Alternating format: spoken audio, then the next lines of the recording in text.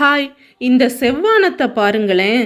Orange கலர வானத்துல வாரி இறைச்ச மாதிரி என்ன ஒரு அழகு இல்ல? செவ்வானமும் வண்ணத்தை தூவியது. அந்த வண்ணமும் அழகான ஓவியமாக பிரதிபலிக்கிறது. இந்த ஆரஞ்சு நிறத்தை பார்த்தா வானுக்கும் மருதாணியின் மேல் ஒரு ஈர்ப்பு இருக்குமோன்னு தோணுது. மாலை நேரங்களில் இந்த மாதிரி காட்டி விடுகின்றன செவ்வானமாய். வானத்தை ஓவியமா பார்த்துட்டோம், மருதாணியா பார்த்துட்டோம். அடுத்து எப்படி தோணுது பாருங்க. கதிரவன் வானத்தில் செய்த ரசவாதம் பொன்னை உருக்கி ஊற்றினார் போல் அப்படி ஒரு பேரழகு.